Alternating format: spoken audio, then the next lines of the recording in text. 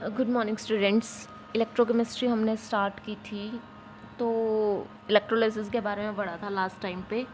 तो वहाँ पे क्या होता है कि जब भी कोई इलेक्ट्रोलिसिस होता है तो कोई ना कोई सब्सटेंस एक इलेक्ट्रोड पे सेटल डाउन हो जाता है और क्या होता है कि वहाँ पे इकट्ठा हो जाता है उस चार्ज के थ्रू।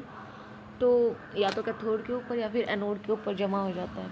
ठीक है, तो अगर मैं कह रही हूँ कि W ग्राम अमाउंट हमारा बना है, तो जितना हम वो डायरेक्टली प्रोपोर्शनल होगा किसके, जितनी हम इलेक्ट्रिसिटी पास करेंगे उसी के।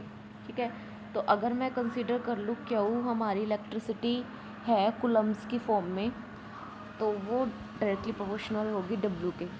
सो प्रोपोर्शनैलिटी का सिंबल जब हम हटाते हैं तो इक्वल टू का सिंबल लगाते हैं और यहाँ पे प्रोपोर्शनैलिटी सिंबल लिया हमने Z, तो ये हो जाएगा ZQ। और Z यहाँ पे क्या है, ये है इलेक्ट्रोकेमिकल इक्विवेलेंस। तो इसको कैसे डिफ़ाइन करेंगे हम। सपोज़ अगर हम क्यू की वैल्यू 1 रख देते हैं या फिर हम सिंपली बोल देते हैं कि है ना, जब हम 1 कूलम चार्ज पास करें तो कितना प्रोडक्ट बनेगा, तो वो जेड के इक्वल होगा। ठीक है, और क्यू किसके इक्वल होता है, आई इंटू में टी। आई क्या है यहाँ पे, आई है करंट जो कि एम्पियर में ले रहे हैं हम, और टाइम है सेकेंड के अंदर जो हम ले रहे हैं। ठीक है,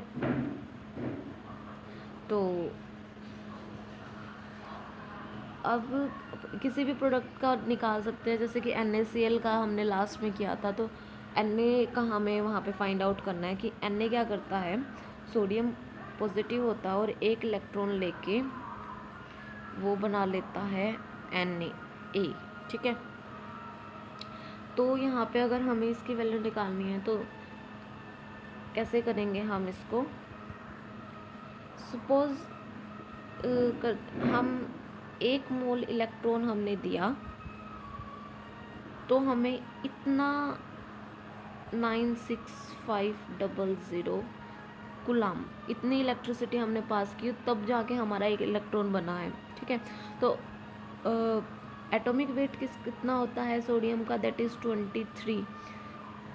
तो मुझे 23 मोल बनाने के लिए इतने अमाउंट ऑफ एनर्जी खर्च करनी पड़ी है। तो 1 कूलम चार्ज पास करेंगे तब कितनी बनेगी। तो सिंपल है, हम इसको क्या कर देते हैं, डिवाइड कर देते हैं 23 को इससे, इस अमाउंट से।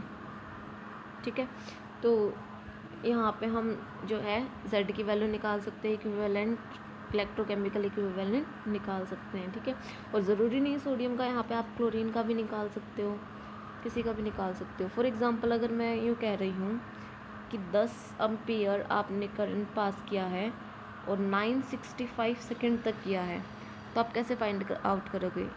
23 इंटू में 965 इंटू में Z की वैल्यू तो यही है ही, ZI इंटू में T। तो ये सारी वैल्यू पुट करके आप जितनी अमाउंट भी स्पेंड हुई है वो निकाल सकते हो। यही है फैराडे फर्स्ट लॉ। ठीक है, और फैराडे सेकंड लॉ के में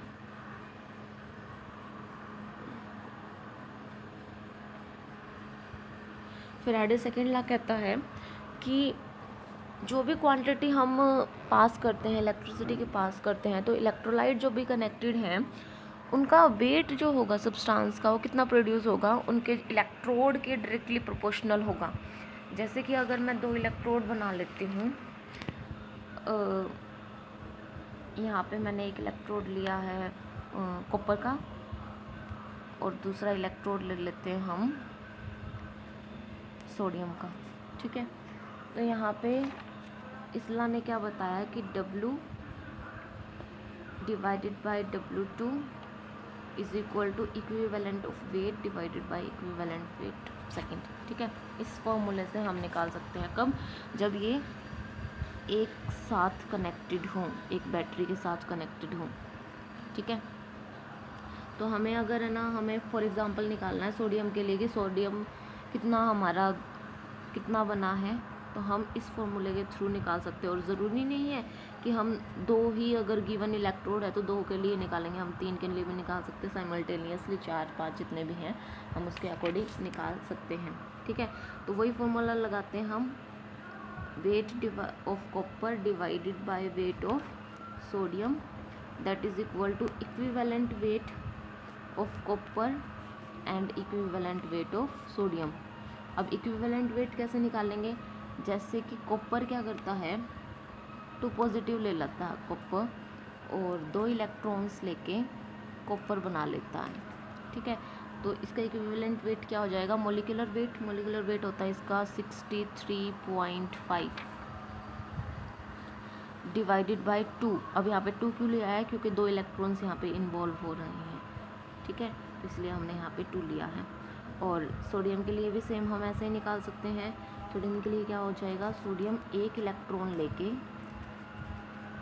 Na पॉजिटिव 1 इलेक्ट्रॉन लेके Na बना लेता है। इसका इक्विवेलेंट वेट क्या होता है 23 डिवाइडेड बाय 1 इलेक्ट्रॉन है तो डिवाइडेड बाय 1। सेम है ये वैल्यू हम यहाँ पे पुट कर सकते हैं। तो इसकी वैल्यू क्या हो जाएगी, अगर मैं यूँ कह रही हूँ कि कॉपर की वैल्यू आपको गिवन है यहाँ पे, कि सपोज़ आपको दिया गया है कि 10 ग्राम कॉपर आपका बन रहा है। ठीक है, तो weight of equivalent weight of copper that is 63.5 divided by 2 और ये था 23 डिवाइडेड बाय 1। तो 3 चीज़ें आपको गिवन हैं और 1 चीज़ें आप निकालनी है, तो डेफिनेटली आप इसकी हेल्प से निकाल सकते हो। ओके, तो आज हमने फैराडे लॉ पढ़ा। फर्स्ट लॉ के अकॉर्डिंग क्या था, जितनी इलेक्ट्रिसिटी हम पास करेंगे, जितने फ्लो ऑफ करंट होगा, जितना फ्लो ऑफ चार्ज होगा, उतना ही हमारा प्रोडक्ट बनेगा। और सेकंड में क्या बताया कि जितनी वेट होगा सब्सटेंस का, वो कैसे प्रोड्यूस होगा, वो डायरेक्टली प्रोपोर्शनल होगा उसके इक्विवेलेंट वेट के। ठीक है, एग्जांपल लिया हमने। और आज के लिए इतना ही। Thank you.